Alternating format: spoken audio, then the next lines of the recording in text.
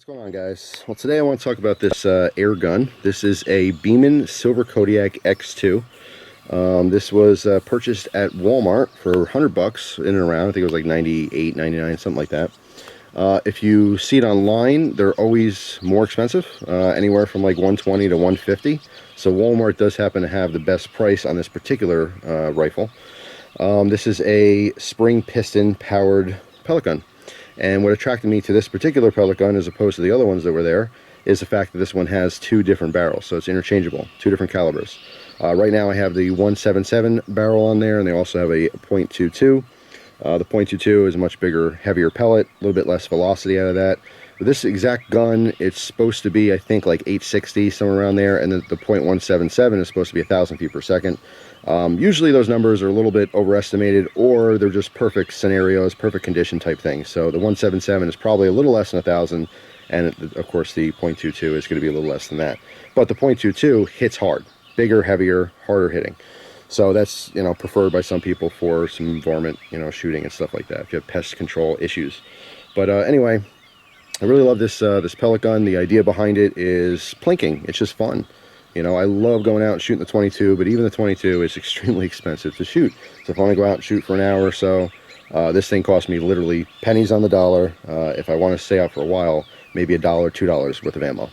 So really cool in that respect. Plus, you know, the whole prepping mentality, SHTF, some stuff goes down and, you know, you're out of ammo or who knows what. This is a great option to have. Maybe not for self-defense, although you could certainly kill someone with it. It's unlikely. You'd have to be a crack shot and just perfect conditions for that.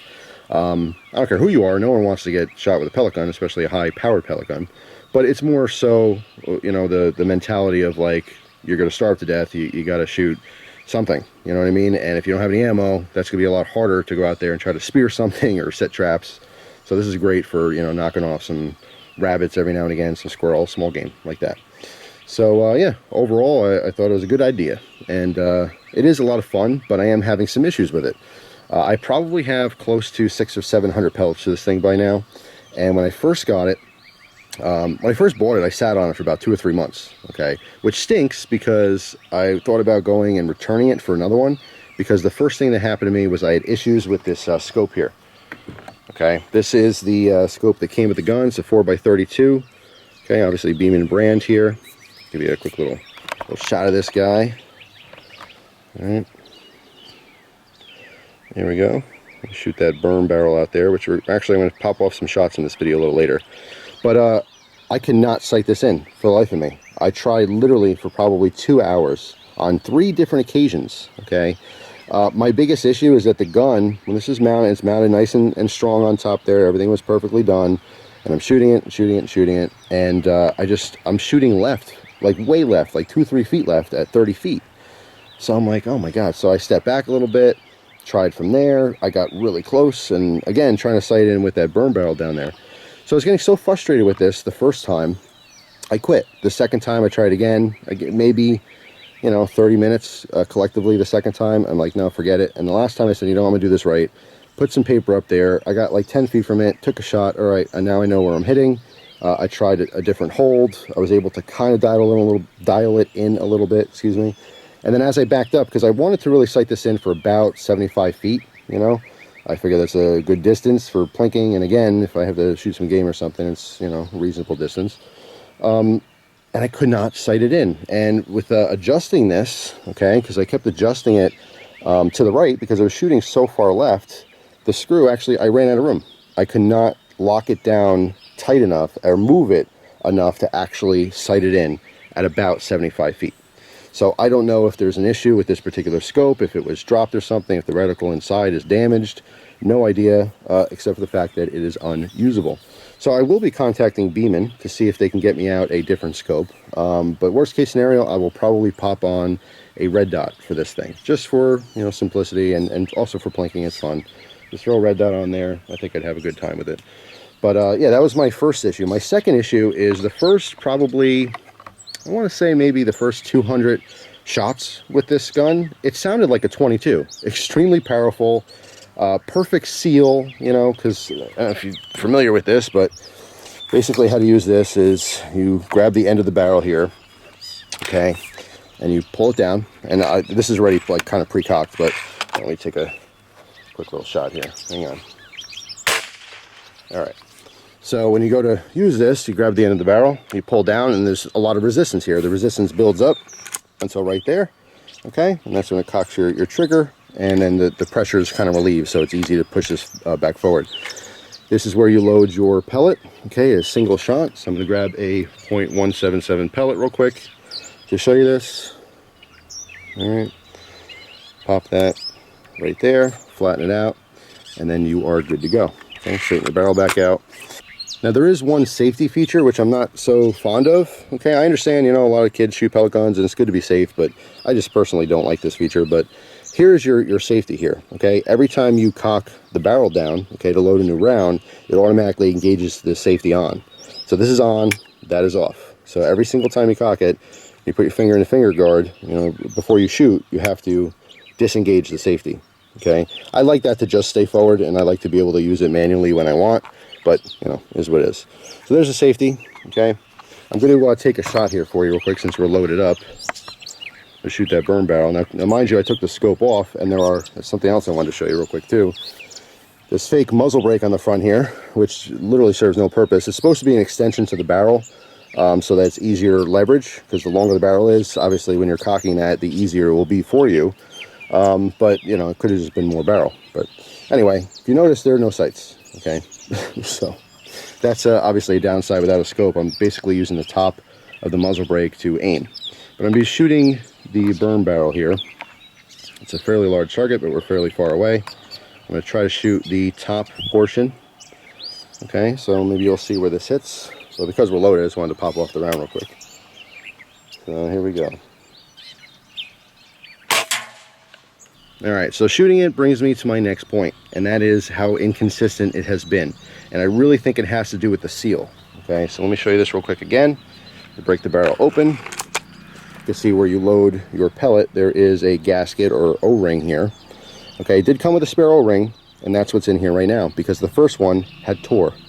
I have no idea why. I used it exactly how it was supposed to be used, but there was a little tear in it. Okay, and what I noticed is, again, after that first 200 shots or whatever, it started hitting a little bit less hard.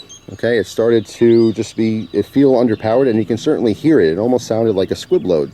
You know, first it was really loud, good hard hitting shots, and then it was kind of like piff, you know, poof. I don't know, I can't even describe how it sounded. But right now, with the spare seal here, I'm going to take a few shots for you so you can probably hear how inconsistent it is. Sometimes it's loud, sometimes it's not loud. And that's all you guys will be able to tell. But for me, I can tell sometimes it's hitting really hard and sometimes it's not. Alright, so let me adjust this camera here, go back to the barrel. This time we will be shooting towards the middle maybe.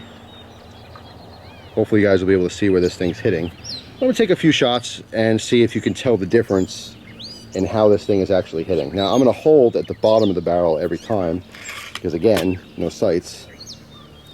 But let's see. See, really try to listen to each shot.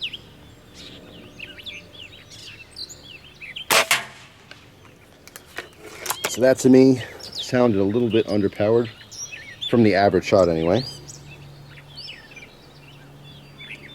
Okay, shot number 2.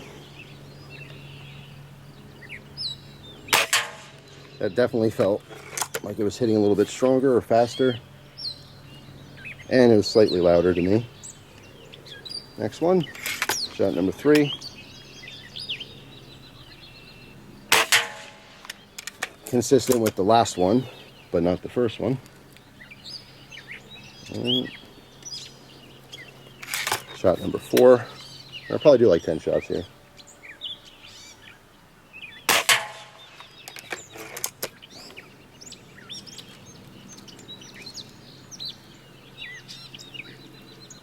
All right, shot number 5.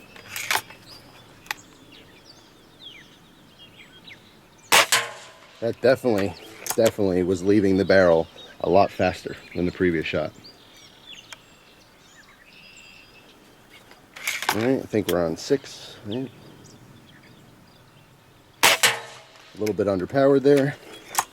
And I have no idea where I'm hitting, but I'll look at the footage later. I'm aiming the same spot every time. I think this is 7. That one felt okay. Alright, number 8. Again, flicking the safety off each time is kind of a pain in the butt. And here's shot number 8. That one felt a little bit more powerful.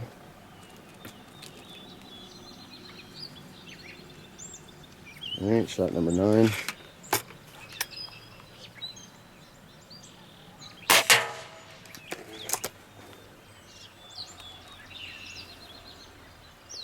And last shot, number 10.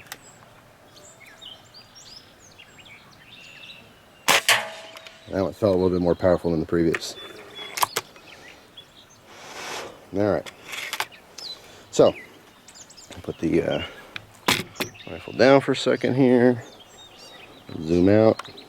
Again, no idea where those hit, but I'll see that later. But yeah, even just with that set of 10 shots, there was probably 2 or 3 that just really felt underpowered. So I really think it has to do with the seal. You do have to keep the seal greased up properly. You don't want too much grease, but you can't have, you know, you need enough on there so you are getting a good seal. So it's just about maintenance. I do believe that if you maintain this properly, if you just happen to buy a bunch of extra seals, I don't think it's common for those to tear or rip. But you know, maybe just gotta, you know, bad luck. Maybe the whole thing could be chalked up to bad luck, the scope and the seal issue. Besides that, I mean, a lot of people who get these things, they like them. I've also seen somewhat negative reviews from like pellet gun experts. You know, if you do a search for this this pellet gun on YouTube, I think there's a gentleman that that's all he does is just air rifles, air guns, and he basically says, you know, it's alright, but you can definitely do better for around the $100 mark. So, you know, it's just, I guess, inconsistency across the board. As you guys know, a lot of times when something's mass-produced, some are good, some aren't good.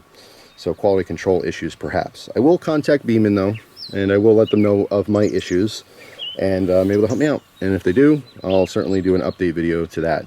But if they don't, then I'm just going to throw a red dot on this thing and just call it a day. And, you know, that's pretty much it. But the overall message here, I guess, is that it's just kind of okay. You know what I mean? You could get a great one. You could have some issues like me. So it's not, maybe it's not the best option out there. But if you were ever considering it, or I know a lot of you guys, especially if you're like me and you're a gear person, all right, I know when you go to Walmart, you do check out the outdoor section. If you happen to have one where you live. I know some Walmarts obviously don't carry guns and stuff, and some don't even carry pellet guns. But if you're one of those people that do check out the pellet gun section and you always kind of wondered about this, well, that's my experience, only my experience. If you're in the market to buy one of these things, I'd recommend doing a lot more research. You know, don't just watch my video and say, oh, Jeff says it stinks, so I'm not going to get one. That's not the purpose here. I'm just telling you that mine has some issues. Mine stinks, kind of, a little bit. So take that with a grain of salt. And yeah, that's pretty much it. I've had Beeman pellet guns before. I've always loved them. I've also had Benjamin Sheridan pellet guns. I've had Crossman pellet guns. I mean, I've had a bunch of different pellet guns in my life, and this is really the first pellet gun I've ever had that had any kind of issues. So it's not a Beeman thing, though. Like I said, I've had them before that work totally fine and work great. But this particular model, maybe just because it's mass-produced for Walmart, you can find, if you look at the top of here, like I said, this is called the Silver Kodiak X2. But when you look on the top of the barrel, it doesn't say anything about Silver Kodiak. It says Sportsman RS2 series. And when you look that up, you'll find similar models with wood stock. Some have nice, you know, sights on there, and there's a variety of them. This specifically is the Kodiak Silver. I don't know if it was just available at Walmart and some retailers are reselling them, or if it was available at all the different air gun outlets. But either way, it's just my 2 cents there. Because I am having issues with it, I thought I'd let you guys know about it, because if you're into the gun scene and stuff, you probably like pellet guns. Or maybe you really want a gun and you can't have it where you live, so the pellet guns are your only option, you know. So I want to get the information out there. So I'll keep you guys posted. Like I said, after I contact Beeman and talk about this issue, if they do anything for me, I'll let you know. And if they don't, I'll let you know as well. So there you go. Thanks for watching. Hope you guys have a wonderful day, and I'll see you soon. Take care.